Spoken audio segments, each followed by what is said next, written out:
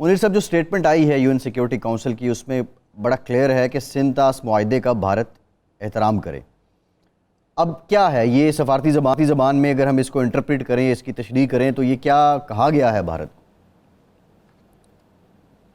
جی، بھارت کو تو اس کے اوپر عمل کرنا پڑے گا، کیونکہ انٹرنیشنل ٹریٹی ہے اور اس کی خلاف ورزی انہوں نے کی ہے۔ ابینس میں اس ٹریٹی میں کوئی پروویژن نہیں ہے کہ ابینس میں رکھیں ہیں یا سسپینڈ کریں ٹریٹی کو۔ یہ کلیئر وائلیشن ہے ٹریٹی کی، تو پوری دنیا سمجھتی ہے یہ اس قسم کی خلاف ورزی تو بالکل ناکام ہوگی، اور ہندوستان کو یہ ماننا پڑے گا کہ ٹریٹی میں جو پروویژنز ہیں اس پہ عمل کرے۔ اچھا منیر اکرم صاحب، یہ فرمائیں کہ اس میں سلامتی کونسل کا جو اجلاس ہوا یہی کافی ہے یا ہمیں مزید آگے بڑھنا چاہیے، اور سلامتی کونسل کے ممبران کو یہ باور کرانا چاہیے، مستقل غیر مستقل دونوں کو، کہ اصل تو دونوں ممالک کے درمیان جو تنازع ہے جس کی وجہ سے سارے یہ تنازعات پیدا ہوتے ہیں، وہ کشمیر کا تنازع ہے، جمہور کشمیر کا تنازع ہے، تو اس کے بارے میں بھی اپنی قراردادوں پر عمل درآمد کرائے تاکہ دونوں ممالک جو نیوکلیر پاور بھی ہیں دوبارہ تناؤ کی کیفیت میں، کشیدگی میں نہ آئیں اور امن عالم کے لیے خطرہ نہ بنے۔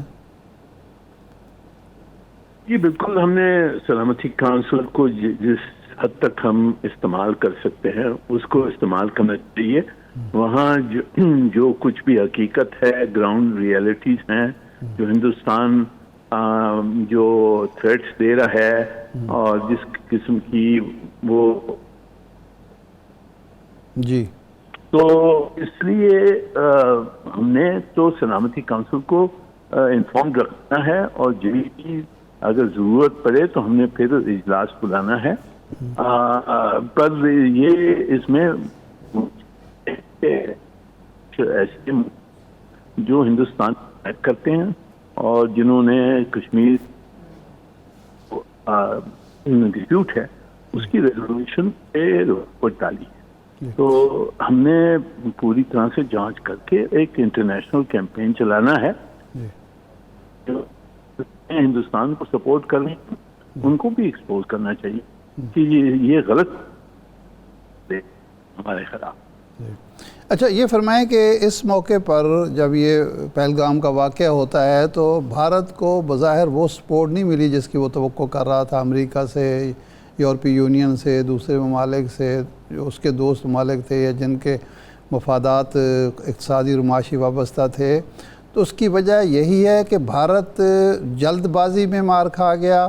اس نے کوئی ثبوت اکٹھے کیے بغیر اور پیش کیے بغیر ہی پروپیگنڈا شروع کر دیا، یا بھارت کا چہرہ آلریڈی لوگوں کے سامنے کھل کے آ رہا ہے کہ یہ ہمیشہ سے ہی کوئی نہ کوئی شرارت کرتا ہے؟ تو یہ ایک پہلے سے لوگ پریپیئر تھے کہ یہ صرف پروپیگنڈا ہے، یا اس کی سفارتی ناکامی ہے اور وہ کوئی ثبوت دیے بغیر ہی پروپیگنڈا کرتا رہا جس کا انجام یہ ہوا؟ یہ دیکھیں، ہم نے یہ پوری سچویشن ایکٹیولی دیکھنا ہے، اور اس میں جو ہندوستان کے دوست ہیں انہوں نے ابھی تک چھوڑا نہیں ہے۔ تو ہم نے تو پوری اس میں دیکھنا ہے کہ ہماری یہ کامیابی ہوئی ہے کہ سلامتی کونسل کے اجلاس کو لایا گیا ہے۔ جی، اضافہ ہوا ہے، پر یہ ہم نے ہمارا کیمپین اور ہندوستان کے اوپر جو پریشر ہے وہ ہم نے ضرور انٹینسیفائی کرنا ہے کہ یہ خلاف ورزی جو یو این سیکیورٹی کونسلز کی وہ کر رہا ہے اور انٹرنیشنل ٹریٹیز کی، اس سے اس کو روکائے گا۔ اچھا منیر صاحب، یہ ابھی کیونکہ بھارت نے خود ہی موقع دیا یو این سیکیورٹی کونسل میں، پھر کشمیر کا ذکر بھی ہوا، کویسچن از دیٹ کہ پاکستان کو کیا کرنا چاہیے کہ مسئلہ کشمیر پہ جو اقوام متحدہ کی قراردادیں ہیں اور اس کو ایک ورلڈ وائڈ ڈسپیوٹڈ ٹیریٹری ہے، اس تنازع کا مومنٹم برقرار رہے تاکہ اس پہ کوئی فیصلہ کن مرحلہ آ سکے؟ جی بالکل، پر یہ مومنٹم کو رکھنے کی داری ہے کہ مومنٹم ہم جاری رکھیں، اور سلامتی کونسل سب اداروں میں ہم نے جو کشمیر کا مسئلہ ہے وہ ایکٹیولی ریز کرنا ہے، اور ہٹنا نہیں ہے دور، کیونکہ ہم نے دنیا کو کنونس کرنا ہے کہ اس مسئلہ، جب تک یہ مسئلہ حل نہیں ہو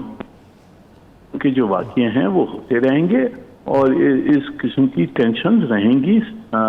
پورے خطے میں. تو ہم نے اپنے آپ کو موبلائز کر کے سسٹین کیمپین چلانا ہے کشمیر کے حل کے لیے.